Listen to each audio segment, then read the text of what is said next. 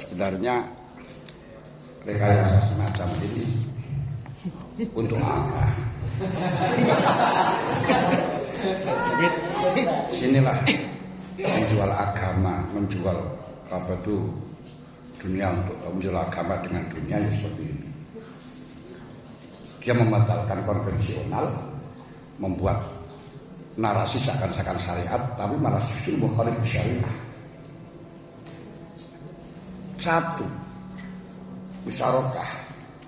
Itu tidak masalah kita membeli rumah dengan berapa persen saja nggak masalah. 30-70, tapi menyaratkan orang lain untuk membeli itu apa boleh? Menyaratkan orang lain, mewajibkan orang lain untuk membeli. Kalau janji sebenarnya boleh, dan janji itu ada 3 hal. Wa'ubil ahdi nal ahda karena mas'ulah, karena ini apa itu namanya ahdun, masalah wajib apa, ada 3 pendapat. Itu masih bisa. Nah 3 pendapat ini kita tidak punya wenang untuk memilih.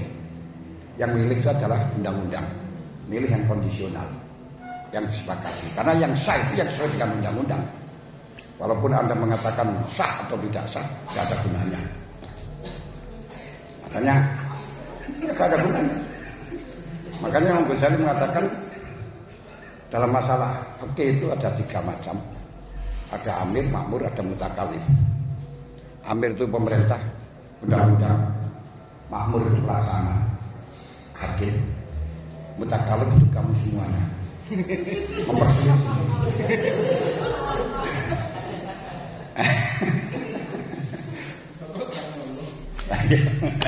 Nah seperti ini, kalau pemilikannya sudah sepakat, jadi musyarakah, tapi bukan akad syirkah. Bukan akad syirkah, musyarakah dengan syirkah itu bedakan. Akad syirkah itu transaksi untuk mengembangkan dengan dagang atau lain sebagainya pada perkara yang sudah musyarakah. Makanya akad syirkah itu tidak boleh sebelum musyarakah. Harus tuntut dulu, nggak tuntut dulu tidak boleh. Untuk musyarakah, untuk syirkah, bedakan musyarakah dengan syirkah. Saya tadi menggunakan produk rancang antara syirkah dan musyarakah. Jadi musyarakah untuk membeli dan sudah dimiliki 2 orang. Nah, ketika dimiliki 2 orang, misalnya tadi harganya 100, nasabah 30%, bank 70%, yang tadi 70 juta. Maunya bank dijual 200, kenapa nggak boleh? Dijual 1 juta, kenapa nggak boleh? Dijual berapa saja, kenapa nggak boleh? Ya ini menjual punya sendiri apa? Itu musyarakah miliknya orang tua, kamu menjual miliknya sendiri. Nah, itu sebenarnya membeli. Nah, disuruh membeli nyicil dengan jangka waktu itu nunggu. Nah, terus kenapa kok di sini kok ada akad ijarah? Ini ada di balik rahasia. Jadi bek wal ijarah sebenarnya. Nah, bek wal ijarah artinya apa? Ketika nanti gak mampu, itu suruh banyak apa itu namanya disita dan dia sudah menggunakan kemanfaatannya. Itu persis seperti kredit motor. Kredit motor itu bek wal ijarah. Jadi menjual, tapi juga menyewakan. Nah, yang sehingga artinya ketika nanti apa itu namanya tidak mampu untuk melunasi, yo gak balik uangnya karena kamu telah menyewa. Ini itu rahasianya untuk disewakan. Makanya itu dibodohi oleh syariat itu. Iya, dibodohi dari semacam itu. Nah, jadi kalau kita pakai hukum syariat ini untuk musyarakatnya tidak masalah. Mewajibkan, nah, apakah kalau mewajibkan jelas kalau di transaksi yang pertama itu kalau mau ya nggak masalah. Nah, kalau mau nggak masalah. Asalnya memaksa tidak boleh, tapi di sini tidak memaksa, terpaksa. Kenapa terpaksa? Memang nggak punya. Akhirnya terpaksa menerima. Ya ini nasib wong larat enggak. Ketika sudah terpaksa ini bagaimana kalau janji? Jangan wajib wafat atau tidak wajib wafat. Kalau sudah ada janji dan bermaterai harus dilaksanakan. Kalau di situ sudah sesuai dengan ADN atau sesuai dengan OJK. Kalau tidak ya penjara. Inilah yang wajib taat dhahiron. Nah, wajib taat dhahiron yang semacam ini siap untuk menanggung rasa. Nah, kemudian wajib melaksanakan apa tidak setelahnya janji. Kalau Anda mengikuti dari kaulnya Hanabilah ini ada 3 pendapat, di antaranya seperti janji rabi supaya gak oleh wayuh bagaimana. Itu ada yang bukan gak boleh melaksanakan. Ya ono sing ora apa-apa ya. Nah, terus ada janji gak sah tapi gak harus dilaksanakan, akadnya sah. Ada yang akadnya tidak sah. Terus ada akadnya sah, janji harus dilaksanakan. Ada 3 pendapat. Itu nggak bisa. Itu dalam Syafi'iyah pun juga demikian. Seperti membeli membeli barang tapi suruh mengantarkan ke rumah. Suruh mengantarkan. Atau membeli padi membeli padi tapi disuruh maneni, musumi. Itu ada 3 pendapat. Sama lihat dalam masalah ini. Yang satu wajib dilaksanakan, akadnya sah dan wajib dilaksanakan. Tapi yang 3 kalau saya mikir yang satu yang milih. Tapi yang 3 itu. Yang kedua, akadnya sah, janji bulghah karena tidak sesuai. Yang ketiga, akadnya tidak sah karena ada akad transaksi yang ada syarat yang baru, yang mukhalif di muqtadal aqdi. Nah ini nggak bisa kita jaminkan keseluruhannya. Kalau kita milih salah satu itu saja di dalam masalah transaksinya wajibnya membeli sudah beres. Nah dari 3 sah dan 3 ini bagi mutakalif banyak bisa berbicara. Yang menentukan sah dan tidaknya adalah dalam perjanjian yang sudah disetujui oleh kita. Karena apa? Karena kata-kata sah itu hukum dunia, bukan hukum akhirat. Jadi sah itu hukum dunia dalam arti menuntut, bisa mengembalikan dan bisa menuntut. Kalau urusan akhirat bukan itu. Kalau urusan akhirat hanya kembalinya latakulu amalakun bainakum bil batil lantakuna bijaratan antarodin. Tarodin berarti saling menguntungkan, tidak saling merugikan, no problem. Ini kita gunakan secara syariat. Makanya walaupun akad fasidah, kalau memang itu li salamatul haq, no problem. Di akhirat tidak dituntut. Mengambil barangnya orang lain saja sudah langsung jelas, nggak izin saja. Kalau sudah jelas itu nggak dituntut, nggak apa-apa. Kenapa kita bingung-bingung dengan masalah fakih ini berlakunya hanya di dalam hukum lahir, sebatas dunia, tidak sampai menjalan pada akhirat. Memang fakih tidak sampai tembus dalam urusan akhirat. Sholat pun tidak bisa tembus dalam akhirat. Pokoknya yang penting sudah memenuhi syarat dan rukun, walaupun terserahnya takbir lepas landas sah-sah saja. Tapi syariat dia tetap tidak melakukan yang macam itu. Dalam kata pesanan terhadap sekarang serta ta'amu ta'bud. Syah Islam dalam fikih pokoknya penting mengucapkan kalimat syahadat walaupun untuk mendapat pakaian. Tidak masalah. Tapi urusan akhirat ya tetap anwarul qulub wa asraruha wa ikhlasuha.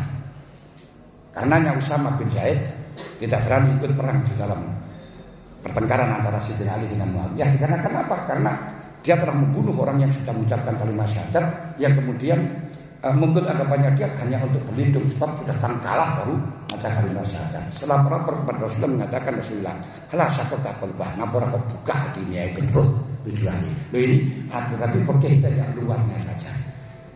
Nah, ini berarti pokoknya yang penting mengucapkan kalimat syahadat ya wis kusima min dimai paham? Ini. Ngerti kan ini? Mulane fikih secara fikih sah dan tidak itu hukum formal yang tentunya sesuai dengan undang-undang pemerintah, bukan sesuai dengan kutubus salaf. Lah kutubus salaf itu rumusan yang harus dijadikan pedoman oleh pemerintah. Ngerti kan ini?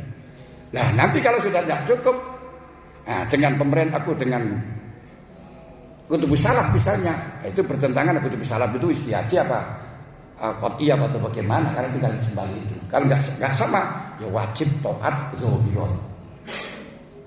Kalau diri, dan itu urusan pribadi dalam masalah niku.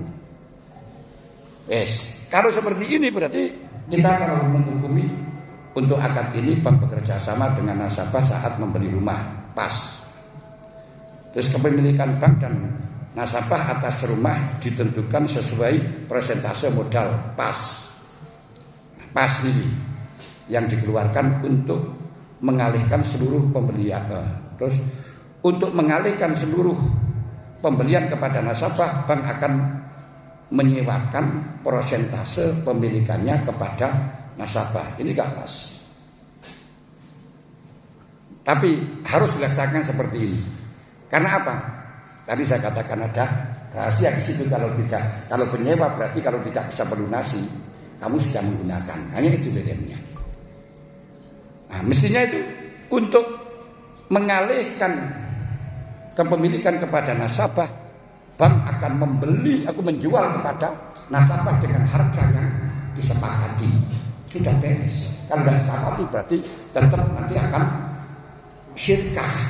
Mestinya seperti itu kalau konsekuensi dari hukum fikih. Nah, tapi bank syariah tidak berani berdiskusi seperti ini, tidak berani. Lalu bukan bank yang cocok dengan syariah, enggak, tapi bank yang menipu masyarakat dengan nama syariah. Oke. Ya seperti itu yang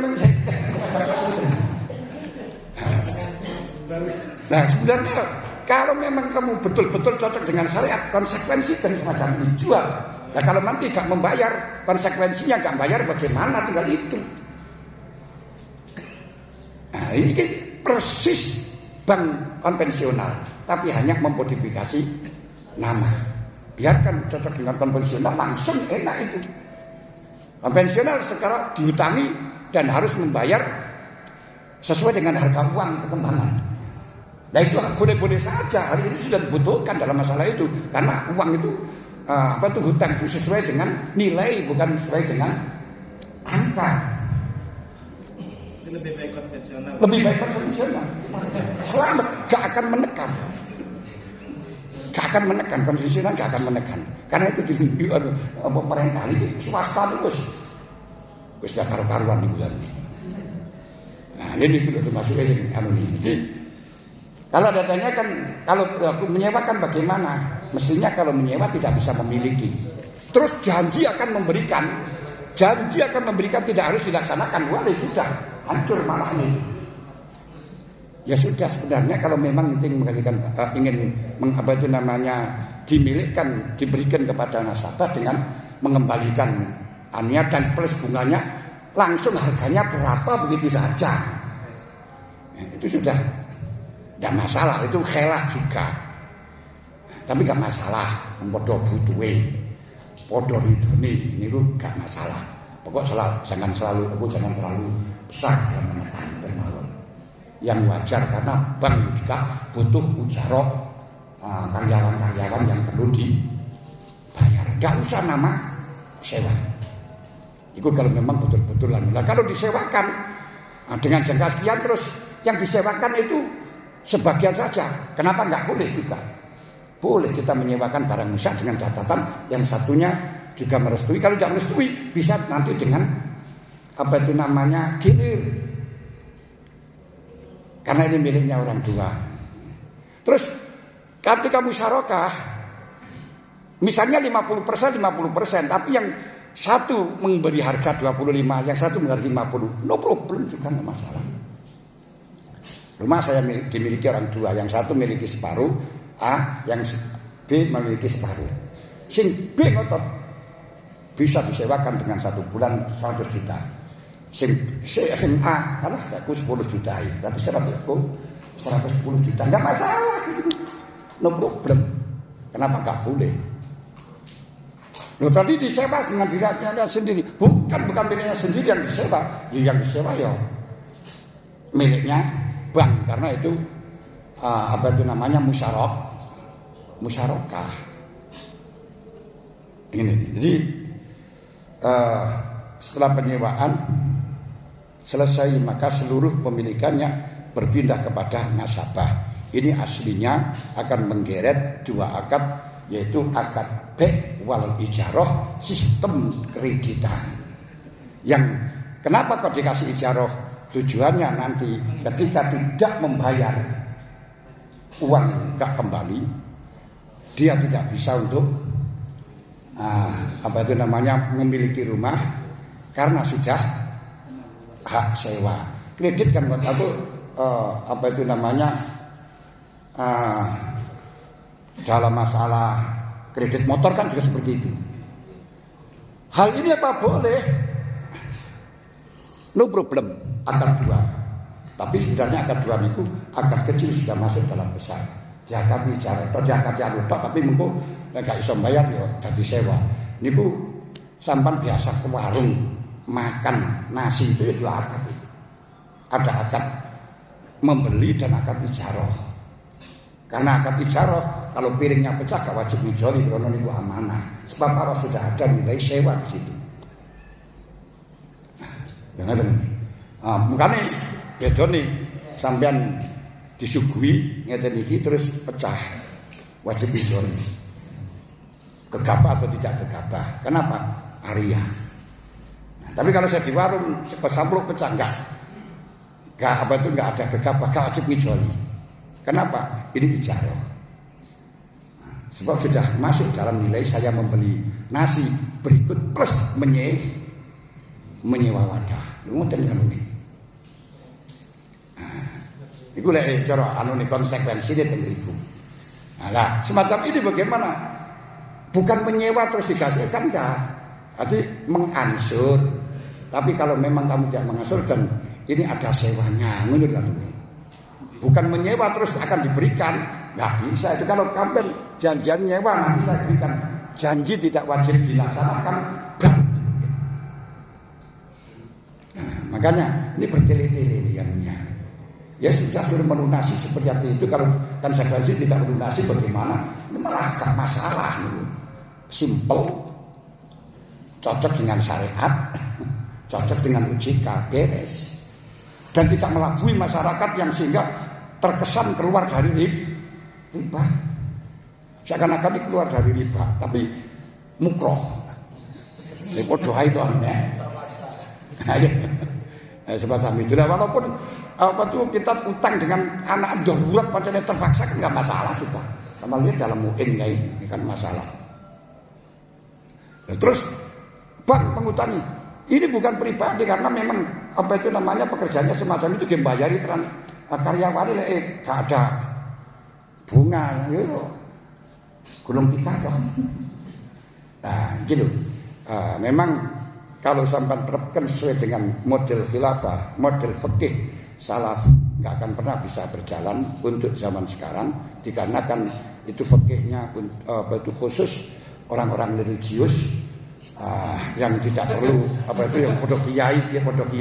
Nah saat ini zaman akad kirot wis bagine terserah mengko sing penting bagi hasil gak ono hasilnya. Jelas gak ada hasilnya kalau tidak ditentukan sapa wae saat ini. Kiai pun juga seperti itu. Wong KUT orang semetu kok. KUT utangan lunak gak lunas gak nganaki blas. Bukan mengembalikan, gak kembalikan. Loh ini kalau kita lihat semacam ini, saya kira tidak ada masalah nih.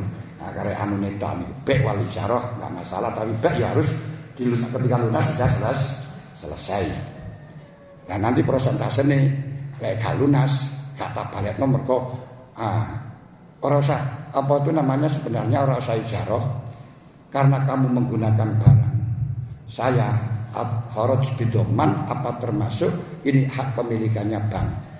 Dan ketika akad itu masih transaksi belum dilunasi gak wajib untuk diserahkan. Ketika diserahkan ini saya serahkan bukan karena jual beli berarti milikku. Kalau kamu gunakan berarti kamu harus membayar ganti rugi. Kenapa nggak boleh?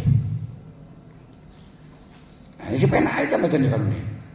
Nah, itu walaupun Namanya ijarah, doman kebolehan hukuman, doman tanggung jawab. Nah, jadi doman tanggung jawab sampai mangan habis berapa, OT kan nggak tahu itu doman, itu bukan jual beli itu. Tanggung jawab karena merusak barangnya orang lain. Loh, ini kan gosok. Loh ngoti sini kok gosok ini ora apa-apa. Tapi untuk di sini yang di situ nanti agak ada konsekuensi, ada suruh bayar lega Islam itu. Enggak masalah semacam itu. Ini mestinya cara kita gampangan tengriku. Ada katanya ngatur masalah ngoten niku lho ngatur. Makanya terserah bagaimana cara menghadapnya di dalam pada karyawannya dan karyawani sehingga ini paham ora. Walaupun dia akan semacam kalau di situ karyawani nggak paham secara esensial memang seperti itu wis ngono tok pun. Esensialnya bahwa ketika nanti sudah dibeli oleh bank kita harus membeli dengan harga yang ditentukan oleh bank yang asalnya misalnya 70 juta dijual 100 kita harus mau ya tidak masalah karena sudah kadung aufu bil ahdi innal ahda kana mas'ula. Ini gak wajib ketika wajibnya pemerintah ya malah harus harus. Macam saya kira cukup itu. Allah alam.